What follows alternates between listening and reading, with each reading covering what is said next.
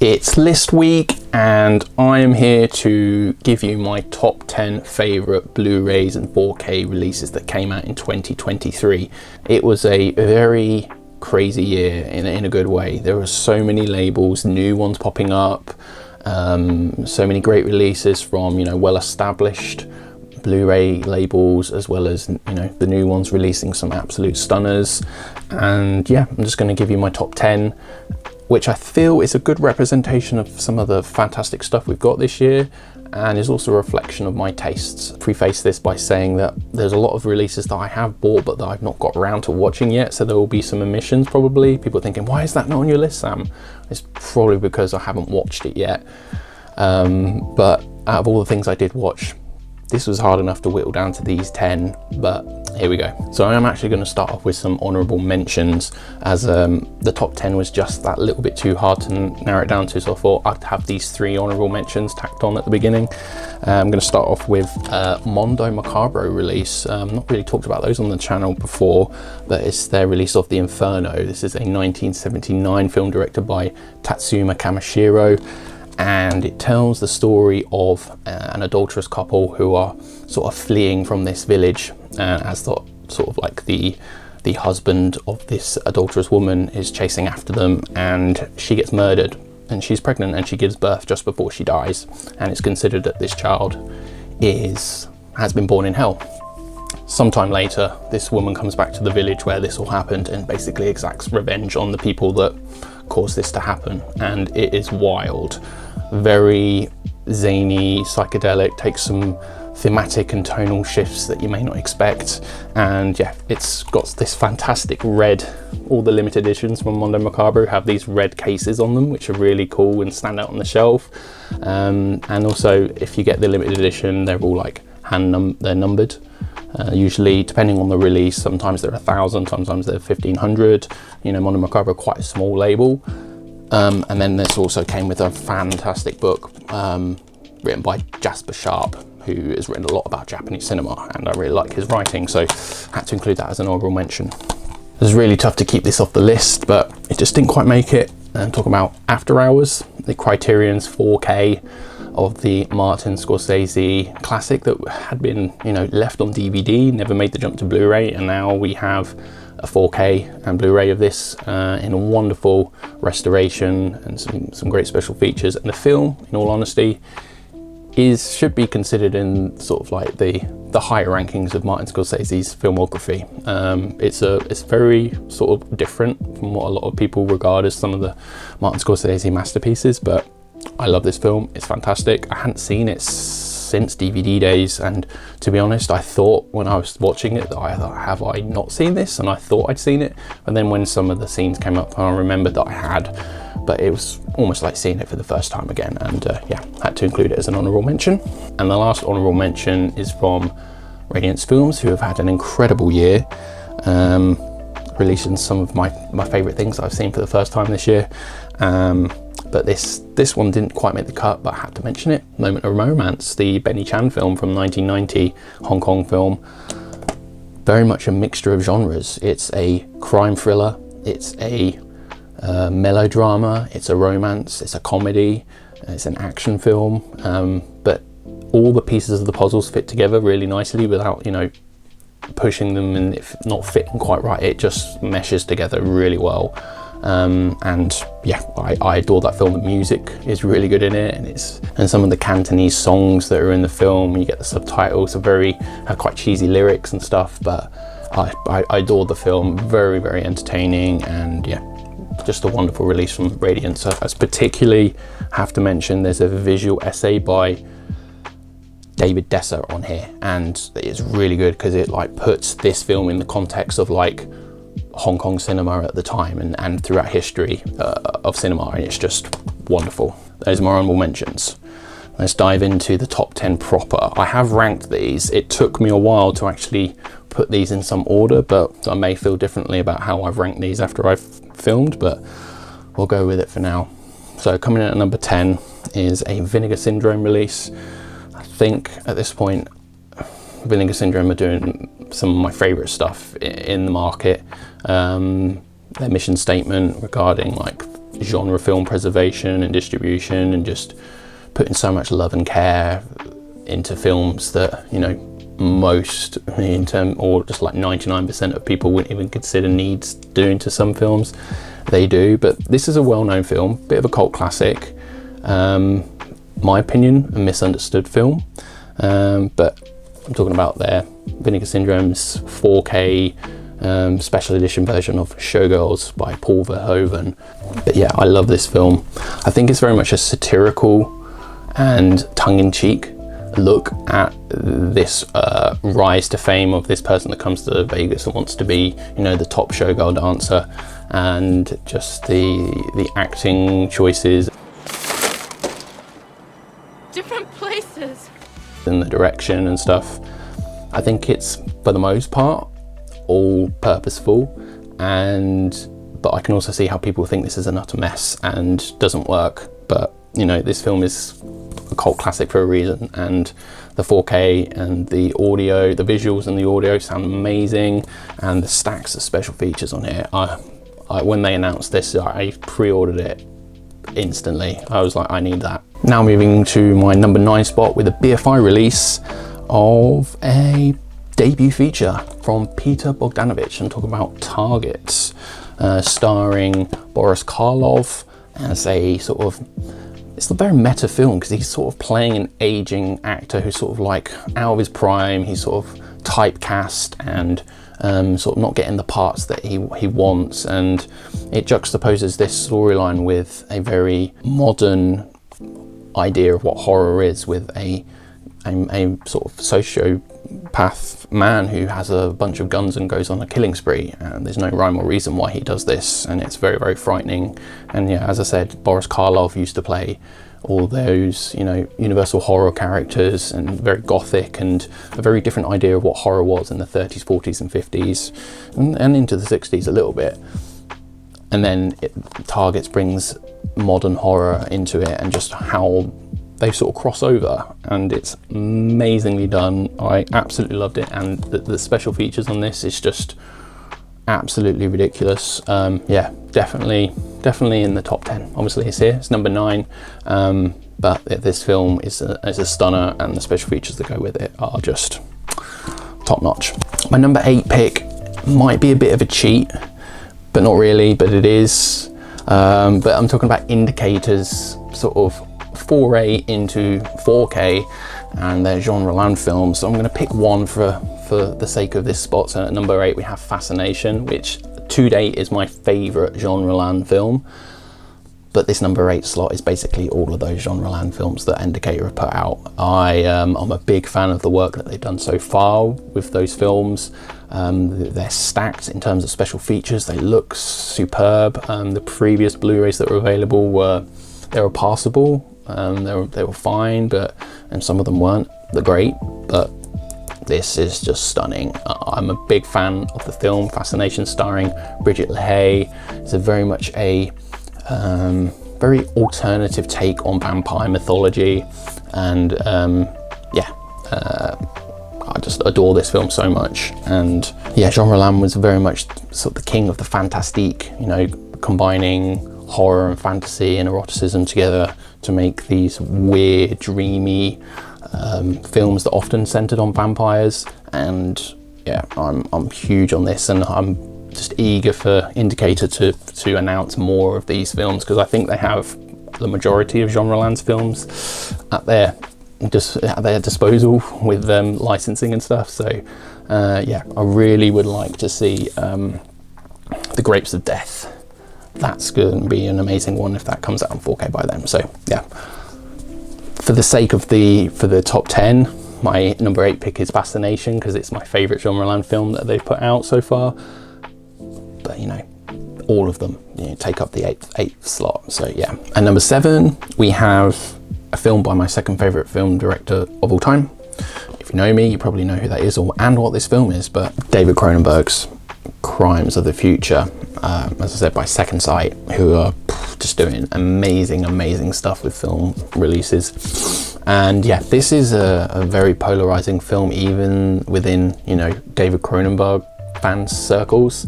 It's his return to the body horror genre, you know, the genre that he basically stamped the flag in to say, I am the king of this genre. In my opinion, and in many other people's opinions, he's the best at it, and has sort of reinvented it in different ways throughout his career.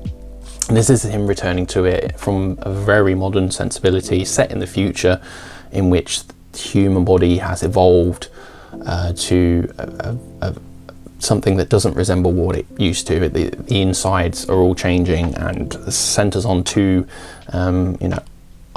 performance artists who perform surgery live to remove organs from one of the individuals, and it's a very bizarre film.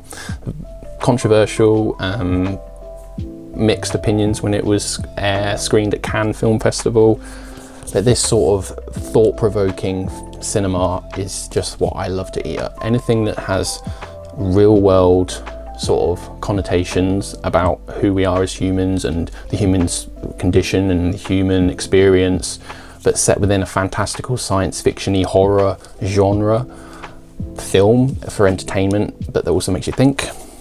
This David Cronenberg is, you know, very closely second to my favorite director, David Lynch. But anyway, Crimes of the Future, the visuals and the audio are great. The book is just amazing in here.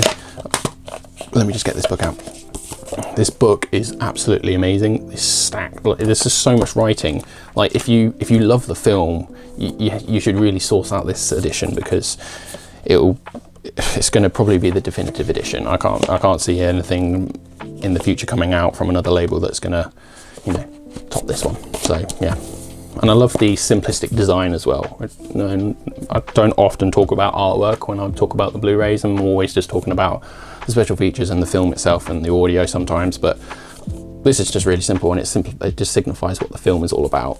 It says body is reality, and it's just chef's kiss. I adore that film. For my sixth pick, we're talking about a film that I've covered in previous video, I think earlier on this year, another Radiance Films release. And yeah, at the time when I think I reviewed this, I said it was my favorite release of the year. To that point, I think this was in January, so there was nothing really to compare it against, but I said this was going to take some beating. There are some releases that have come out that have beaten this, but this is definitely one of my favorite first time watches of the year. Very, very high up in that ranking, which I do plan to do a video of that probably end of December into January time. But yeah, talking about Elio Petri's The Working Class Goes to Heaven, starring the amazing Gian Maria Volonté. This film blew my mind. It's a very political look at labour and working people and industrialisation and just unions, and how, you know, workers are exploited for the sake of capitalism. It's set in Italy and centres on this individual played by Gian Maria Volonté, who is one of the top dogs in this factory that manufacture car parts, I think. And he's very much like pushing the limits of what he can get done in the time to just basically show off, or just to prove his worth as productivity, you know, as capitalism might infer.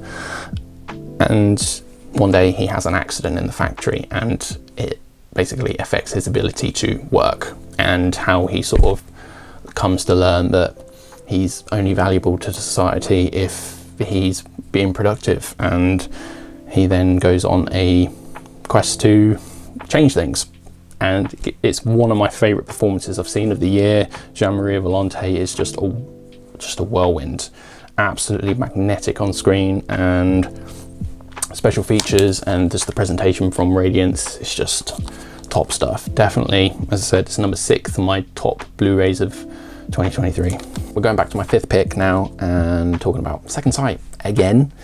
I think they're going to be featured on a lot of other, you know, YouTubers who cover Blu-ray and 4K stuff on their channel. But I can't deny that this is one of the best releases of the year. Texas Chainsaw Massacre 4K limited edition. I mean, it's not my favorite, although it's definitely in my top 10 horror films of all time, but for my money, this is the best horror film ever made. I just think it's one of the most powerful and effective scary movies ever made. Unsettling. It also has a lot of political and social subtext. That's probably a conversation for another time, but a lot of people seem to either not notice it or ignore it. But yeah, Tobe Hooper's Texas Chainsaw Massacre, I mean, the artwork I absolutely love. I know some people were a bit unsure about this one, but this is the original UK poster for this film. A lot of other people, I'll put the American one, which people are more familiar and associate with this film, but I think this artwork, not as good as the US one, but I do like this artwork a lot. And yeah, this edition comes with maybe my favorite book, and it definitely is. This is my favorite book that came with a Blu-ray release of the year. It's just a hardback, deep dive essays, a critical analysis, and just loads of gorgeous artwork in here. Trying to show some stuff, but it's just wonderful. I love it. It's definitely one of the best releases of the year. The transfer looks fantastic.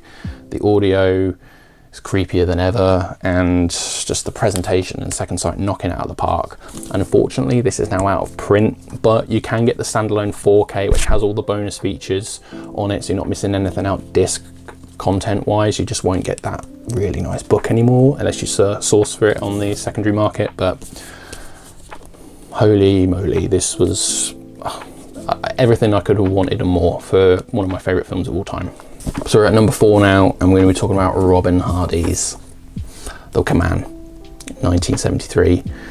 Absolute classic of horror, and British horror in particular. You know, folk horror film. Love this newly commissioned artwork on this. I didn't pick up the still book because this was just enough. This is a 5 disc, I can't remember. I think it's 5 discs actually, because it has a CD soundtrack of covers of the music from the film. But yeah, what can I say about this? I think I've shown this on the channel already, but I'll do it again. But it has this nice pop-up diorama of the Wicker Man and all this floral, you know, plants and things like that. Visual and audio upgrade are superb. All the special features, the new and archive ones, and you get 3 cuts of the film. So you get the theatrical, the final, and the director's. It's just a complete package of everything you could want if you're a huge fan of this film, and I just think it's amazing. Now moving into the top 3. So, you know, these are what I consider the best of the best for the year of what I've seen, you know. But this is up there amongst my favorite first time watches of the year. The package is amazing. The restoration looks fantastic, even though I've not seen any previous versions of this film. This is a new 2023 4K restoration of this. It's not on 4K unfortunately, but it's a wonderful Blu-ray of Messi of Evil. This is released by Radiance Films. This was the limited edition one with the you get the extra booklet and the nice hard case. Wow, this absolutely blew my mind. Very much my exact style of filmmaking that I love, with its different genre borrowings and just put together. It tells the story of a woman who has received some cryptic and rather distressing letters from her father, who's been staying at this sort of sleepy, dreamy, odd seaside town. And when she arrives, it's almost like a ghost town. And you know, wherever she goes to try and find her father, she just meets in weird and odd people. And the film has a lot of elements of, say, David Lynch. Even though this came out pre anything David Lynch directed, it's got that sort of Lynchian vibe to it. It's also very much like Carnival of Souls and you know, George A. Romero's Night of the Living Dead.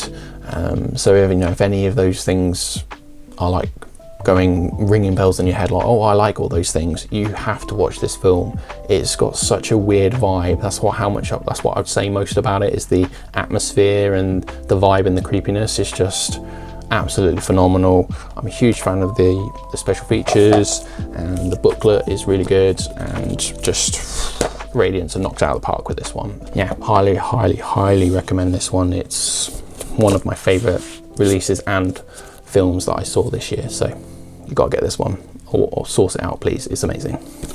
So my number 2 spot probably makes some people's head scratch or question my actual taste in film, but I don't care. This is one of the best audio and visual upgrades, from previous editions of the year. It's probably the best studio release of the year, possibly. Bloodsport, starring Jean-Claude Van Damme, directed by Newt Arnold. Amazing score by, I always forget his name, Paul Herzog. I bought that Waxwork Records vinyl earlier on in the year, and have rotated it a few times, and it's just absolutely amazing. It makes me relive the film in my mind when I listen to the music, and it's a bit cheesy in places. The acting at times is questionable. The score is just like probably in my top 10 scores of all time. Like that, there's no denying how good that is. But it's so charming, and I have such fond memories of watching it as a kid on VHS over and over and over again. And I thought with some of these Van Damme films like being restored and put out on, Blu-ray and 4K, that I was going to be looking back on it with too much nostalgia. And I really don't think that's the case. Like, there is some nostalgia here for me, but I'm very good at separating those things sometimes. And this is undeniably one of my favorite releases of the year, and it's a stunning 4K of a treasured cult film that I know a lot of people around the world adore, and yeah, I love it so much, and it's my number 2. My number 1 pick didn't even come into contention with anything else, really, to be honest. As soon as I saw this and watched all the special features on it earlier on in the year, it's remained at the number 1 spot, and it's one of my favorite releases in recent years, to be honest. Talking about Ennis Men, the BFI release, the film by Mark Jenkins. Wow, the film is one of my favorite horror films of all time, and also the special features on here are just next level stuff from BFI. Sometimes BFI don't get enough credit for the amazing stuff that they do. But yeah, we have like all the conversations at the BFI and at film festivals with Mark Jenkins and various different people. A sequence, short feature where he's basically making the music, because also he wrote and directed this, but he also composed the music for the film as well. And there's a sequence of him doing that. There's a archive documentary about Cornwall, because this film is like a folk horror tale set in Cornwall. About Cornwall, and it gives you a bit of context about what the area was like in like the 60s and stuff. I think the film is set in the 70s, and I can understand how some people may think this is a very boring film or isn't scary remotely, but this got under my skin. I thought about it for many days and weeks after I finished watching it. I loved it so much I went out and purchased an original UK quad poster, theatrical quad poster for it, because nowhere to display it, but I have it in a tube wrapped up for collection purposes. But BFI absolutely smashing it. One of my favorite films of the year. Isn't my favorite film that I watched for the first time this year, so it remains to be seen. As I said, I'm going to do a video towards the end of December into January of my favorite first time watches, but it's definitely up there, and can't really say enough about it. I think you should give this a go if you have any interest in folk horror and maybe things that are a bit different. And yeah, Mark Jenkins, I can't wait to see what he does next, because he's 2 for 2. His previous film Bait is really good. I do think this is better. And yeah, Ennis Men, BFI, number 1 pick for the year. So that is my top 10 Blu-rays and 4Ks of 2023. Let me know in the comments below what you thought of my picks. I'm sure there are a couple of controversial ones in there, but there are also a few that I think will be on a lot of people's lists as well. So there's a bit of popularity, and also, my own personal tastes coming through there. As I said, I'm probably going to do a top 25 films list that I watched for the first time this year. So this is going to be like some really older releases that I've only picked up recently or got around to watching recently. And then I'm also going to follow this top 10 Blu-rays and 4Ks up with a top 5 box sets list, hopefully coming out very shortly after this one. There's just a few films and some box sets that I want to finish, just to make sure that I've got them covered before I make my list, final. But yeah, I hope you enjoy this. Let me know what you think in the comments below, and yeah, Until next time, everyone, take care.